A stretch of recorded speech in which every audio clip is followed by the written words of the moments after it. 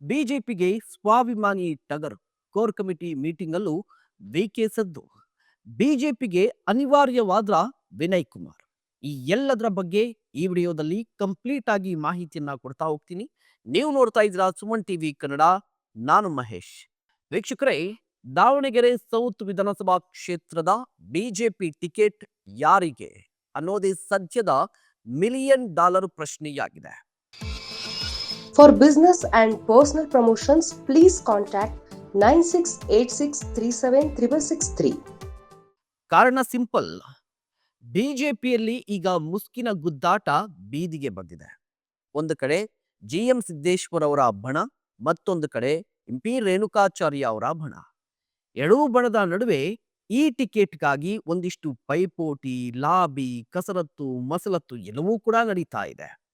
ಯಾರಿಗೆ ಟಿಕೆಟ್ ಕೊಟ್ಟರು ಅಥವಾ ಯಾವುದೇ ಒಂದು ಬಣಕ್ಕೆ ಟಿಕೆಟ್ ಕೊಟ್ಟರು, ಮತ್ತೊಂದು ಬಣದ ವಿರೋಧ ಜೊತೆಗೆ ಒಂದಿಷ್ಟು ಪಕ್ಷ ವಿರೋಧಿ ಚಟುವಟಿಕೆಗಳು ನಡೆಯುವಂತಹ ಸಾಧ್ಯತೆಗಳಿದೆ. ಸೊ ವಿರೋಧಿಸುವಂತಹ ಸಂಖ್ಯೆಯೂ ಜಾಸ್ತಿ ಇದೆ. ಇದೇ ಕಾರಣಕ್ಕಾಗಿ ಸದ್ಯ ಬಿಜೆಪಿ ಟಿಕೆಟ್ ಯಾರಿಗೆ ಕೊಡಬೇಕು ಅನ್ನೋದು ವರಿಷ್ಠರಿಗೆ ಒಂದು ರೀತಿಯಾಗಿ ಚಿಂತೆ ಆಗಿದೆ. ಇದರ ನಡುವೆ ಇತ್ತೀಚೆಗಷ್ಟೇ ರಾಜ್ಯ ಬಿಜೆಪಿ ಕೋರ್ ಕಮಿಟಿ ಸಭೆ ನಡೆದಿದೆ. ಇದೇ ವಿಚಾರಕ್ಕೆ ಸಂಬಂಧಪಟ್ಟಂತೆ ಬಿಜೆಪಿ ಟಿಕೆಟ್ ಯಾರಿಗೆ ಕೊಡಬೇಕು, ದಾವಣಗೆರೆ ಸೌತ್ ಅನ್ನುವಂತಹ ವಿಚಾರಕ್ಕೆ ಸಂಬಂಧಪಟ್ಟಂತೆ ರಾಜ್ಯ ಬಿಜೆಪಿಯ ಕೋರ್ ಕಮಿಟಿ ಮೀಟಿಂಗ್ ನಡೆಯಿತು. ಆ ಕೋರ್ ಕಮಿಟಿ ಮೀಟಿಂಗ್ ಅಲ್ಲಿ ಒಂದು ನಿರ್ಧಾರಕ್ಕೆ ಬರಲಾಗಿದೆಯಂತೆ. ಆ ನಿರ್ಧಾರ ಏನು ಅಂತ ಹೇಳಿದ್ರೆ, ಬಾಗಲಕೋಟೆಯಲ್ಲಿ ಬೈ ಎಲೆಕ್ಷನ್ ಇದೆ. ಸೊ ಬಾಗಲಕೋಟೆ ಟಿಕೆಟ್ ಲಿಂಗಾಯತ ಸಮುದಾಯಕ್ಕೆ ಕೊಡುವುದು. ಅದೇ ರೀತಿಯಾಗಿ ದಾವಣಗೆರೆ ದಕ್ಷಿಣ ಬೈ ಎಲೆಕ್ಷನ್ನ ಟಿಕೆಟ್ OBC ಸಮುದಾಯಕ್ಕೆ ಕೊಡುವುದು ಅನ್ನೋದು ಫೈನಲ್ ಆಗಿದೆ. ಹಾಗಾದ್ರೆ ದಾವಣಗೆರೆ ಸೌತ್ ಅಲ್ಲಿ OBC ಸಮುದಾಯದ ಕ್ಯಾಂಡಿಡೇಟ್ ಬಿಜೆಪಿಯಿಂದ ಕಣಕ್ಕಿಳಿಯೋದೇ ಆದ್ರೆ ಯಾರು ಇಳಿತಾರೆ, ಯಾರಿಗೆ ಟಿಕೆಟ್ ಸಿಗುತ್ತೆ ಅನ್ನುವಂತಹ ಪ್ರಶ್ನೆ ಬಂದಾಗ ಅದೇ ಕೋರ್ ಕಮಿಟಿಯಲ್ಲಿ ಹೊಸ ಹೆಸರು ಕೂಡ ಚರ್ಚೆಗೆ ಬಂದಿದೆ. ಸದಾನಂದ ಗೌಡ್ರು, ಶ್ರೀರಾಮುಲು, ವಿಜಯೇಂದ್ರ, ಬಿಜೆಪಿಯ ಒಂದಿಷ್ಟು ದೊಡ್ಡ ದೊಡ್ಡ ನಾಯಕರು ಕೂಡ ಹೊಸ ಹೆಸರಿನ ಬಗ್ಗೆ, ಹೊಸ ವ್ಯಕ್ತಿಯ ಬಗ್ಗೆ ಮಾತನಾಡಿದ್ದಾರಂತೆ. ಆ ಹೊಸ ವ್ಯಕ್ತಿಯ ಹೆಸರು ಏನು ಅಂತ ಹೇಳಿದ್ರೆ GB Vinay Kumar.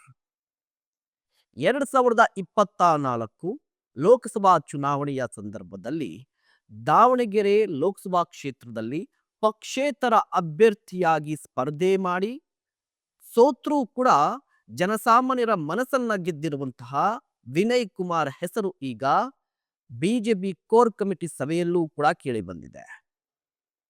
Vinay ಕುಮಾರ್ಗೆ BJP ticket ಕೊಟ್ರೆ ಹೇಗಿರುತ್ತೆ ಅನ್ನುವಂತಹ ಚರ್ಚೆ ಮುನ್ನೆಲೆಗೆ ಬಂದಿದೆ. ನಾಯಕರ ನಡುವೆಯೂ ಕೂಡ ಇದರ ಬಗ್ಗೆ ಮಂಥನ ನಡೆದಿದೆ. ಹಾಗಾದ್ರೆ ವಿನಯ್ ಕುಮಾರ್ ಯಾಕೆ? ವಿನಯ್ ಕುಮಾರ್ ಬಿಜೆಪಿಗೆ ಅನಿವಾರ್ಯವಾದ್ರ?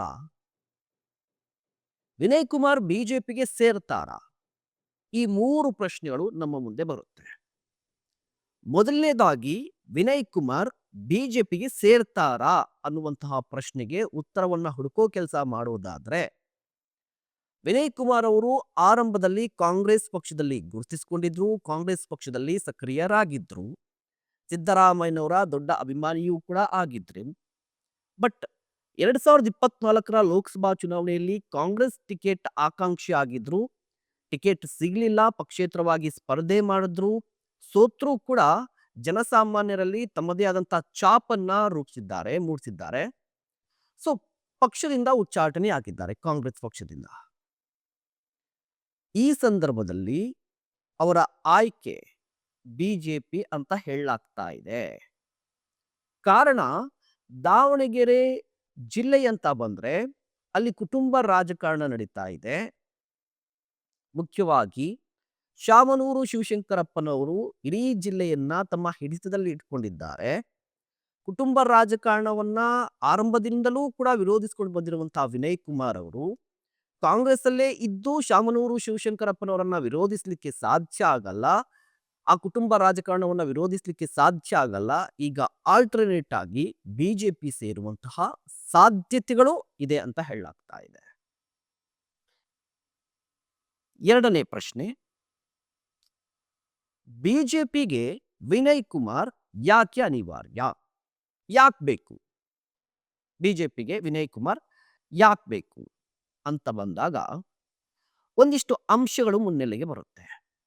ಮೊದಲನೆಯ ಅಂಶ ಏನು ಅಂತ ಹೇಳಿದ್ರೆ, ಬಿಜೆಪಿಯಲ್ಲಿ ಸದ್ಯ ಕುರುಬ ಸಮುದಾಯದ ನಾಯಕನ ಕೊರತೆ ಎದ್ದು ಕಾಣಿಸ್ತಾ ಇದೆ. ಬಿಜೆಪಿ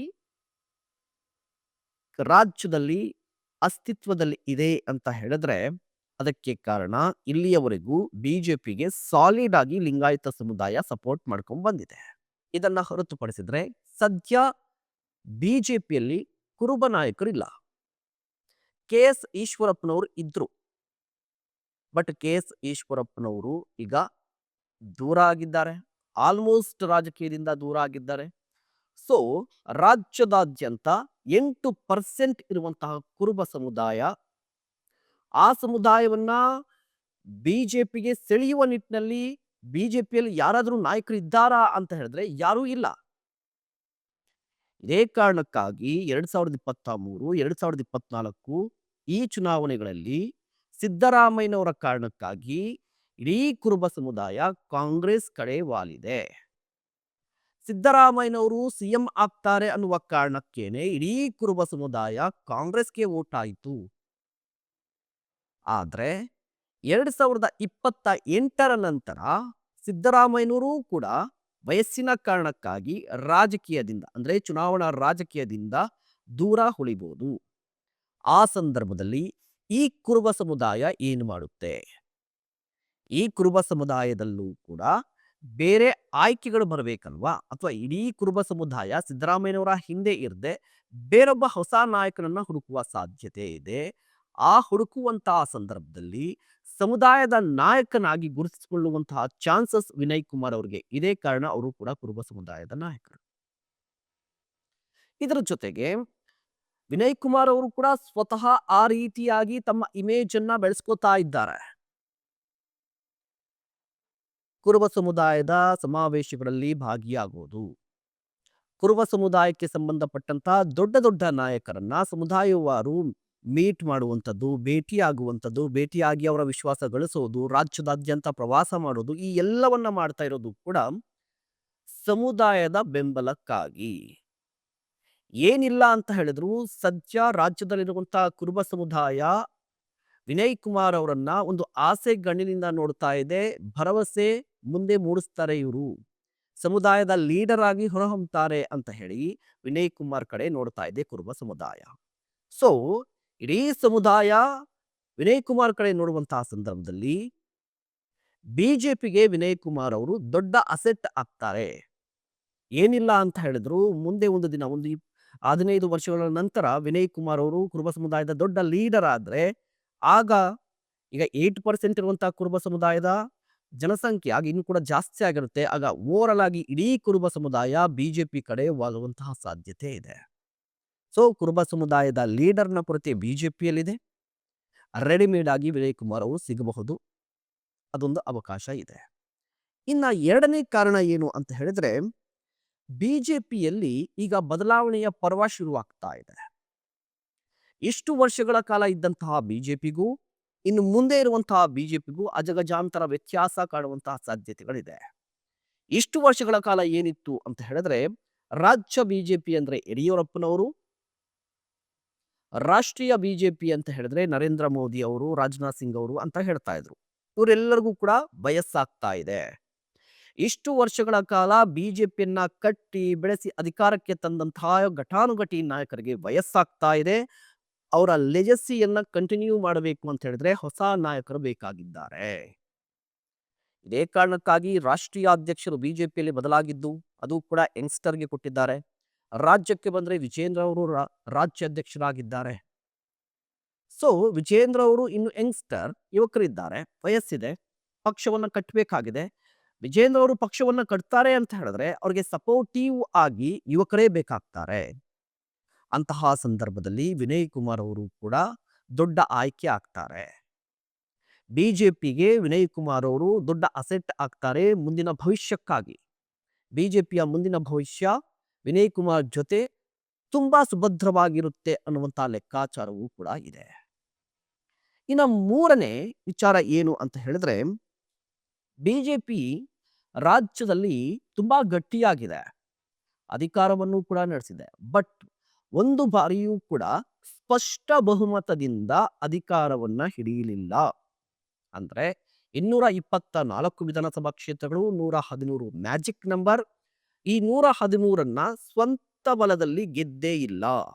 ಯಾಕೆ ಅಂತ ಹೇಳಿದ್ರೆ, ಬಿಜೆಪಿ ಅಂತ ಹೇಳಿದ್ರೆ ಒಂದು ಜಾತಿಯ ಪಕ್ಷ ಅಥವಾ ಒಂದು ವರ್ಗದ ಪಕ್ಷ ಅಂತ ಹೇಳಿ ಜನಸಾಮಾನ್ಯರಲ್ಲಿ ಉಳಿದು ಬಿಟ್ಟಿದೆ.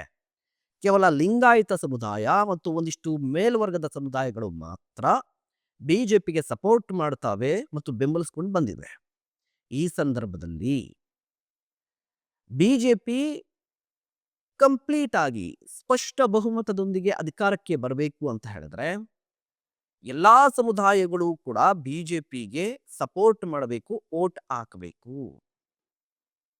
ಇಂತಹ ಸಂದರ್ಭದಲ್ಲಿ ಸಮುದಾಯವಾರು ನಾಯಕರು ಬಿಜೆಪಿಗೆ ಅನಿವಾರ್ಯ ಆಗ್ತಾರೆ. ಕಾರಣ ಆಯಾ ಸಮುದಾಯವನ್ನು ಪ್ರತಿನಿಧಿಸುವಂತಹ ನಾಯಕರು ಮಿನಿಮಮ್ ಅಲ್ಲಿ 40-50% ಆ ಸಮುದಾಯದ ವೋಟ್ಗಳನ್ನ ಸೆಳೆಯಬೇಕಾಗುತ್ತೆ. ಆದ್ರೆ ಬಿಜೆಪಿಯಲ್ಲಿ ಇದಾಗ್ತಾ ಇಲ್ಲ. ಇನ್ನೂ ಸ್ಪಷ್ಟವಾಗಿ ಸರಳವಾಗಿ ಹೇಳಬೇಕು ಅಂತ ಹೇಳಿದ್ರೆ, ಕಾಂಗ್ರೆಸ್ ಅನ್ನ ತೆಗೆದುಕೊಂಡ್ರೆ ಕೆಪಿಸಿಸಿ ಅಧ್ಯಕ್ಷರಾಗಿ ಒಕ್ಕಲಿಗ ಸಮುದಾಯದ ಡಿ ಕೆ ಶಿವಕುಮಾರ್ ಇದ್ದಾರೆ. ಅವರ ಕಾರಣಕ್ಕಾಗಿ ಒಕ್ಕಲಿಗ ಸಮುದಾಯದ 40% ವೋಟ್ ಬರುತ್ತೆ. ಕುರುಬ ಸಮುದಾಯದ ಲೀಡರ್ ಸಿದ್ದರಾಮಯ್ಯನವರು, ಅವರ ಕಾರಣಕ್ಕಾಗಿ 95% ಕುರುಬ ಸಮುದಾಯದ ವೋಟ್ಗಳು ಬರುತ್ತೆ. ಅಲ್ಪಸಂಖ್ಯಾತ ಅಂದ್ರೆ ಬಂದ್ರೆ ಜಮೀರ್ ಅಹಮದ್ ಖಾನ್ ಇದ್ದಾರೆ, ಅವರ ಕಾರಣಕ್ಕಾಗಿ ಒಂದಿಷ್ಟು ವೋಟ್ಗಳು ಬರುತ್ತೆ. ದಲಿತ ಅಂತ ಬಂದ್ರೆ ಮಲ್ಲಿಕಾರ್ಜುನ ಖರ್ಗೆ, ಕೆ ಎಚ್ ಮುನಿಯಪ್ಪ, ಪರಮೇಶ್ವರ್ ಅವರು, ಇವರ ಕಾರಣಕ್ಕಾಗಿ ಅಥವಾ ಸತೀಶ್ ಜಾರಕಿಹೊಳಿ ಕಾರಣಕ್ಕಾಗಿ ವೋಟ್ಗಳು ಬಂದೇ ಬರುತ್ತೆ.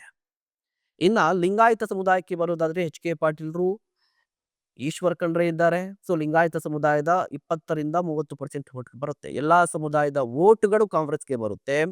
ಇದೇ ಕಾರಣಕ್ಕಾಗಿ ಸ್ಪಷ್ಟವಾಗಿ ಬಹುಮತವನ್ನ ಸಾಧಿಸುವಂತಹ ಸಾಧ್ಯತೆಗಳು ದಟ್ಟವಾಗಿದೆ. ಬಟ್ ಬಿಜೆಪಿಗೆ ಅಂತ ಬಂದ್ರೆ ಲಿಂಗಾಯತ ಸಮುದಾಯ, ಒಂದಿಷ್ಟು ಒಕ್ಕಲಿಗ ಸಮುದಾಯ, ಉತ್ತರ ಕರ್ನಾಟಕ ಬರೋದಾದ್ರೆ ಒಂದಿಷ್ಟು ಮೇಲ್ವರ್ಗದವರು, ಹೀಗಾಗಿ ಸ್ಪಷ್ಟವಾಗಿ ಅಧಿಕಾರಕ್ಕೆ ಬರ್ತಾ ಇಲ್ಲ. ಎಲ್ಲಾ ಸಮುದಾಯದ ವೋಟ್ಗಳನ್ನ ಸೆಳೆಯುವ ನಿಟ್ಟಿನಲ್ಲಿ ಸಮುದಾಯವಾರು ನಾಯಕರು ಯಾರಾದರೂ ಬಿಜೆಪಿಲಿ ಇದ್ದಾರಾ ಅಂತ ಹೇಳಿದ್ರೆ ಬೆಳೆಯುವಂತ ಸಾಧ್ಯತೆಗಳು ಇದ್ರೂ ಕೂಡ ಬೆಳಿಲಿಕ್ಕೆ ಸಾಧ್ಯ ಆಗ್ಲಿಲ್ಲ. ಕೇವಲ ಒಂದು ಜಾತಿಯ ಪಕ್ಷವಾಗಿ ಉಳಿದುಕೊಳ್ಬಿಡ್ತು ಬಿಜೆಪಿ. ಈಗ OBC ಅಂತ ತೆಗೆದುಕೊಂಡ್ರೆ ನಿಮ್ಗೆ ಸುನಿಲ್ ಕುಮಾರ್ ಅವರು ಮಾತ್ರ ನೆನಪಾಗ್ತಾರೆ. ಅದೇ ರೀತಿಯಾಗಿ ಕೋಟಾ ಶ್ರೀನಿವಾಸ್ ಪೂಜಾರಿ ಇದ್ರು, ಅವರು ಸೆಂಟ್ರಲ್ ಅಲ್ಲಿ ಇದ್ದಾರೆ. ಇನ್ನು ಒಕ್ಕಲಿಗ ಸಮುದಾಯಕ್ಕೆ ಬರೋದಾದ್ರೆ ಆರ್ ಅಶೋಕ್ ಅವರು ಇದ್ದಾರೆ, ಶೋಭಾ ಕರಂದ್ಲಾಜೆ ಇದ್ದಾರೆ, ಸಿ.ಟಿ. ರವಿ ಅವರು ಇದ್ದಾರೆ. ಬಟ್ ಇವರು ಸಮುದಾಯದ ನಾಯಕರಾಗಿ ಗುರುತಿಸಿಕೊಳ್ಳೇ ಇಲ್ಲ. ಇನ್ನು ಕುರುಬ ಸಮುದಾಯಕ್ಕೆ ವಿಚಾರಕ್ಕೆ ಬರೋದಾದ್ರೆ KS ಈಶ್ವರಪ್ಪನವರು ಇದ್ರು. ಬಟ್ KS ಈಶ್ವರಪ್ಪನವರು ಸ್ವತಃ ಹೇಳ್ಕೊಂಡಿದ್ದಾರೆ, ನಾನು ಜಾತಿ ನಾಯಕನಲ್ಲ ಅಂತ ಹೇಳಿ. ಸೊ ಸಮುದಾಯವಾರು ನಾಯಕರ ಕೊರತೆ ಬಿಜೆಪಿಯಲ್ಲಿ ಇದೆ. ಈ ಕಾರಣಕ್ಕಾಗಿ ಮುಂದೆ ಸಮುದಾಯವಾರು ನಾಯಕರನ್ನ ಬೆಳೆಸಬೇಕು ಅಂತ ಬಿಜೆಪಿ ಈಗಾಗಲೇ ಪ್ಲಾನ್ ಮಾಡ್ಕೊಂಡಿದೆ. RSS ಕೂಡ ಅದ್ರ ಬಗ್ಗೆ ಗಮನ ಹರಿಸ್ತಾ ಇದೆ. ಸೊ ವಿನಯ್ ಕುಮಾರ್ ಅವರು ಸಮುದಾಯವಾರು ನಾಯಕರ ಪಟ್ಟಿಯಲ್ಲೂ ಕೂಡ ಬರ್ತಾರೆ. ಹೀಗಾಗಿ ದೊಡ್ಡ ಅವಕಾಶ ಇದೆ. ಇನ್ನ ಮತ್ತೊಂದು ವಿಚಾರ ಏನು ಅಂತ ಹೇಳಿದ್ರೆ, ವಿನಯ್ ಕುಮಾರ್ ಅನ್ನೋದು ಕೇವಲ ವ್ಯಕ್ತಿಯಾಗಿ ಇಲ್ಲ. ಈಗ ರಾಜ್ಯದಲ್ಲಿ ವಿನಯ್ ಕುಮಾರ್ ಅವರು ಕೇವಲ ವ್ಯಕ್ತಿಯಾಗಿ ಅಥವಾ ಇನ್ಸೈಟ್ ಸಂಸ್ಥೆಯ ಸಂಸ್ಥಾಪಕರಾಗಿ ಮಾತ್ರ ಉಳ್ಕೊಂಡಿಲ್ಲ, ಅವರು ದೊಡ್ಡ ಭರವಸೆಯಾಗಿ ಕಾಣಿಸ್ತಾ ಇದ್ದಾರೆ ಯುವ ಜನತೆಗೆ. ಕಾರಣ ಇನ್ಸೈಟ್ ಸಂಸ್ಥೆಯಿಂದ ಅವರು ಎಜುಕೇಶನ್ ಅನ್ನು ಕೊಡ್ತಾ ಇರುವಂತದ್ದು.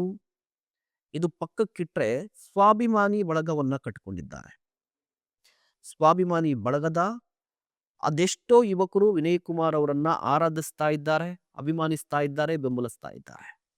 ವಿನಯ್ ಕುಮಾರ್ ಅವರ ಪ್ಲಸ್ ಪಾಯಿಂಟ್ ಏನು ಅಂತ ಹೇಳಿದ್ರೆ ಕ್ಲೀನ್ ಇಮೇಜ್ ಇರುವಂತದ್ದು, ಯಾವುದೇ ರೀತಿಯ ವಿವಾದಕ್ಕೆ ಸಿಲುಕಿಕೊಳ್ಳುವಂತಹ ವ್ಯಕ್ತಿಯಲ್ಲ, ಹೈಲಿ ಎಜುಕೇಟೆಡ್, ಜೊತೆಗೆ ವಿಷನ್ ಕೂಡ ಇದೆ, ಒಂದು ಗುರಿ ಇದೆ ವಿನಯ್ ಕುಮಾರ್ ಅವರಿಗೆ, ಸ್ಪಷ್ಟತೆ ಇದೆ. ಅಧಿಕಾರಕ್ಕೆ ಬಂದ್ರೆ ಏನ್ ಮಾಡಬೇಕು ಅನ್ನುವಂತಹ ಸ್ಪಷ್ಟತೆ ವಿನಯ್ ಕುಮಾರ್ ಅವ್ರಿಗಿದೆ. ಈ ಸ್ಪಷ್ಟತೆ ಈಗಿರುವಂತಹ ಆಲ್ಮೋಸ್ಟ್ ರಾಜಕಾರಣಿಗಳಲ್ಲಿ ಕಾಣಲ್ಲ, ಜೊತೆಗೆ ಯುವ ರಾಜಕಾರಣಿಗಳಲ್ಲೂ ಕೂಡ ಕಾಣಲ್ಲ. ನಾಲಿಗೆ ಹರಿಬಿಡೋದು, ಲೂಸ್ ಟಾಕ್ ಮಾಡುವಂಥದ್ದು ಸಾಕಷ್ಟು ಕಾಣ್ತಾ ಇದ್ವಿ ಯುವ ರಾಜಕಾರಣಿಗಳಲ್ಲಿ. ಬಟ್ ವಿನಯ್ ಕುಮಾರ್ ಅಂತ ಬಂದ್ರೆ ಪ್ರಬುದ್ಧತೆ ಕಾಣುತ್ತೆ, ಮೆಚುರಿಟಿ ಕಾಣುತ್ತೆ. ಪ್ರಬುದ್ಧ ರಾಜಕಾರಣಿಯಾಗಿ, ಪ್ರಬುದ್ಧ ನಾಯಕರಾಗಿ ಹೊರಹೊಮ್ಮುವ ಸಾಧ್ಯತೆಗಳು ವಿನಯ್ ಕುಮಾರ್ ಅವರ ಮಟ್ಟದಲ್ಲಿ ವಿನಯ್ ಕುಮಾರ್ ಅವರಿಗೆ ತುಂಬಾ ಇದೆ. ವಿನಯ್ ಕುಮಾರ್ ಅಂತ ಹೇಳಿದ್ರೆ ಪ್ರಬುದ್ಧ ನಾಯಕ, ಪ್ರಬುದ್ಧ ವ್ಯಕ್ತಿ, ಪ್ರಬುದ್ಧ ರಾಜಕಾರಣಿ ಅಂತ ಹೇಳಿ ಜನಸಾಮಾನ್ಯರು ಕೂಡ ಮಾತನಾಡುವಂತಹ ಸ್ಥಿತಿ ಇದೆ. ಸೊ ಈ ಎಲ್ಲಾ ಕಾರಣಕ್ಕಾಗಿ, ಒಂದು ಜಾತಿಯ ಕಾರಣಕ್ಕಾಗಿ, ಬಿಜೆಪಿಯ ಭವಿಷ್ಯದ ಕಾರಣಕ್ಕಾಗಿ, ಸಮುದಾಯವಾರು ವೋಟ್ ಗಳಿಸುವ ಕಾರಣಕ್ಕಾಗಿ, ಜೊತೆಗೆ ಕ್ಲೀನ್ ಇಮೇಜ್, ಪ್ರಬುದ್ಧತೆಯ ಕಾರಣಕ್ಕಾಗಿ ಬಿಜೆಪಿಗೆ ವಿನಯ್ ಕುಮಾರ್ ಅವರು ಅನಿವಾರ್ಯ. ಕೇವಲ ಈಗ ಬಂದಿರುವಂತಹ ಬೈ ಎಲೆಕ್ಷನ್ ಕಾರಣಕ್ಕಾಗಿ ಮಾತ್ರ ಅನಿವಾರ್ಯ ಅಲ್ಲ ವಿನಯ್ ಕುಮಾರ್ ಅವರು. ಬಿಜೆಪಿಯ ಭವಿಷ್ಯಕ್ಕೆ ವಿನಯ್ ಕುಮಾರ್ ಅನಿವಾರ್ಯ ಆಗುವಂತಹ ಎಲ್ಲಾ ಸಾಧ್ಯತೆಗಳಿದೆ. ದಾವಣಗೆರೆ ಸೌತ್ ಟಿಕೆಟ್ ಸಿಕ್ಕಿದ್ರೆ ವಿನಯ್ ಕುಮಾರ್ ಅವರು ಸ್ಪರ್ಧೆ ಮಾಡ್ತಾರೆ. ಗೆಲುವು ಸೋಲು ಸೆಕೆಂಡರಿ. ಬಟ್ ಬಿಜೆಪಿಯ ಭವಿಷ್ಯದಿಂದ ವಿನಯ್ ಕುಮಾರ್ ಬಿಜೆಪಿಗೆ ಅನಿವಾರ್ಯ ಈ ಲೆಕ್ಕಾಚಾರದ ಹಿನ್ನೆಲೆಯಲ್ಲಿ. ಇದೇ ಕಾರಣಕ್ಕಾಗಿ ಈಗ ದಾವಣಗೆರೆ ಸೌತ್ ವಿಧಾನಸಭಾ ಕ್ಷೇತ್ರದ ಬೈ ಎಲೆಕ್ಷನ್ಗೆ ವಿನಯ್ ಕುಮಾರ್ಗೆ ಟಿಕೆಟ್ ಕೊಟ್ಟರೆ ಹೇಗಿರುತ್ತೆ ಅನ್ನುವಂತಹ ಚರ್ಚೆ ಶುರುವಾಗಿದೆ. ಒಂದು ಹಂತಕ್ಕೆ ದೆಹಲಿ ಮಟ್ಟದಲ್ಲೂ ಕೂಡ ಈ ಚರ್ಚೆ ಆಗಿದೆಯಂತೆ. ದೆಹಲಿಯ ವರಿಷ್ಠರು ಕೂಡ ವಿನಯ್ ಕುಮಾರ್ ಅವರಿಗೆ ಟಿಕೆಟ್ ಕೊಡಬೇಕು, ಅವರನ್ನ ಪಕ್ಷಕ್ಕೆ ಕರೆತಂದು ಟಿಕೆಟ್ ಕೊಟ್ಟು ಗೆಲ್ಲಿಸಿಕೊಂಡು ಮುಂದೆ ದೊಡ್ಡ ನಾಯಕರಾಗಿ ಬೆಳೆಸಬೇಕು. ಜೊತೆಗೆ ಒಂದಿಷ್ಟು ಪೋರ್ಟ್ಫೋಲಿಯೋ ಅಂದ್ರೆ ಸಚಿವರನ್ನಾಗಿ ಮಾಡುವಂಥದ್ದು, ಮುಂದೆ ಅಧಿಕಾರಕ್ಕೆ ಬಂದ್ರೆ ಸಚಿವರಾಗ್ತಾರೆ, ಅದರ ನಂತರ ಏನಾದರೂ ಆಗ್ಬೋದು. ಸೊ ವಿನಯ್ ಕುಮಾರ್ ಈಗ ಬಿಜೆಪಿಗೆ ಸೇರಬಹುದು, ಸೇರುವ ಸಾಧ್ಯತೆಗಳು ದಟ್ಟವಾಗಿದೆ. ಈ ಎಲ್ಲಾ ಚರ್ಚೆ ನಡೀತಾ ಇದೆ. ವರಿಷ್ಠರೇ ವಿನಯ್ ಕುಮಾರ್ ಬಗ್ಗೆ ಮಾತನಾಡಿದ್ದಾರಂತೆ. ಸೊ ಈ ಕಾರಣಕ್ಕಾಗಿ ಅವ್ರಿಗೆ ಟಿಕೆಟ್ ಸಿಗುವ ಸಾಧ್ಯತೆಗಳು ದಟ್ಟವಾಗಿದೆ. ನಿಮಗೇನನ್ಸುತ್ತೆ? ಬಿಜೆಪಿ ಟಿಕೆಟ್ ವಿನಯ್ ಕುಮಾರ್ ಅವರಿಗೆ ಸಿಗುತ್ತಾ? ಇಫ್ ಇನ್ ಕೇಸ್ ಏನಾದರೂ ಬಿಜೆಪಿ ಟಿಕೆಟ್ ವಿನಯ್ ಕುಮಾರ್ ಅವರಿಗೆ ಸಿಕ್ಕಿದ್ದೇ ಆದ್ರೆ ದಾವಣಗೆರೆ ಸೌತ್ ಅಲ್ಲಿ ಗೆಲುವು ಸಾಧಿಸ್ತಾರಾ? ಬಿಜೆಪಿಗೆ ವಿನಯ್ ಕುಮಾರ್ ಅವರ ಫ್ಯಾಕ್ಟರ್ ಎಷ್ಟರ ಮಟ್ಟಿಗೆ ಪ್ಲಸ್ ಆಗುತ್ತೆ? ದಯವಿಟ್ಟು ಕಮೆಂಟ್ ಮಾಡಿ. ಇಂತಹ ಮತ್ತಷ್ಟು ಕಂಟೆಂಟ್ಗಾಗಿ ನೋಡ್ತಾ ಇರಿ ಸುಮನ್ ಟಿವಿ ಕನ್ನಡ.